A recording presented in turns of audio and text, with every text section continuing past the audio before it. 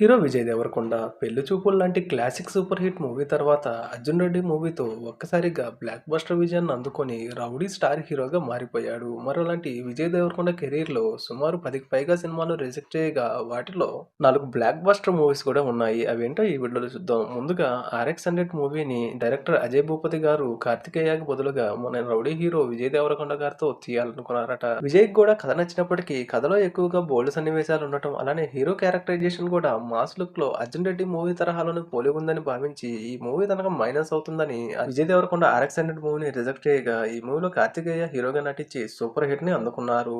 ఇక విజయ్ దేవరకొండ వదులుకున్న మరో blockbuster movie mass sensational director Puri Jagannadh, అలానే రామ్ పోతినేని కాంబోలో వచ్చిన 'ఇస్మార్ట్ శంకర్'. మొదట ఈ కథని విన్నాక విజయ్ అసలు హీరో డబుల్ దిమాక్ అంటే ఏంటి అని కన్‌ఫ్యూజన్‌లో పడిపోయారట. దాన్ని చేయటం తనకు సాధ్యం అవుతుందో లేదో అని సందేహపడటమే కాకుండా, అసలు ఈ మూవీ హిట్ అవుతుందా లేదా అని చెప్పి సింపుల్‌గా ఈ మూవీని రిజెక్ట్ చేశారు. కానీ కట్ చేస్తే రామ్ పోతినేని హీరోగా 'ఇస్మార్ట్ శంకర్‌లో' నటించడం, రామ్ తప్ప ఈ క్యారెక్టర్‌ని మరెవరూ చేయలేరన్నట్టుగా నటించి ఈ మూవీ బ్లాక్ బస్టర్ విజయం సాధించడం జరిగిపోయాయి. అలానే విజయ్ వదులుకున్న మరో బ్లాక్ బస్టర్ మూవీ బుచ్చిబాబు సన్న డైరెక్షన్‌లో తెరకెక్కిన 'ఉప్పెన'. ఈ మూవీలో కూడా మొదటగా హీరోగా విజయ్‌కే ఛాన్స్ వచ్చినప్పటికీ, కథ నచ్చినప్పటికీ క్లైమాక్స్ నచ్చకపోవడంతో విజయ్ దేవరకొండ 'ఉప్పెన' మూవీని రిజెక్ట్ చేశారు. ఇక విజయ్ వదులుకున్న మరో blockbuster movie 'Kabir Singh'. అదేనండి, మన 'అర్జున్ రెడ్డి' మూవీని హిందీలో 'కబీర్ సింగ్' అంటూ రీమేక్ చేయగా, ఈ మూవీలో షాహిద్ కపూర్ నటించారు. అయితే షాహిద్ కంటే ముందు ఈ మూవీని సందీప్ రెడ్డి వంగ హిందీలో కూడా విజయ్ దేవరకొండతోనే నటింపచేయాలనుకున్నారట. కానీ ఆల్రెడీ నటించిన మూవీలో మళ్ళీ నటించడం ఇష్టం లేక విజయ్ 'కబీర్ సింగ్' మూవీని రిజెక్ట్ చేశారు. 'కబీర్ సింగ్' మూవీ కూడా బ్లాక్ బస్టర్ హిట్ అయింది. ఈ విధంగా మన rowdy hero 4 block buster movies ని తన మూవీ కెరీర్ లో రిజెక్ట్ చేశారు. ఈ మూవీస్ కనుక చేసుంటే మరికొన్ని విజయాలు విజయ్ దేవరకొండ ఖాతాలో ఉండేయేమో.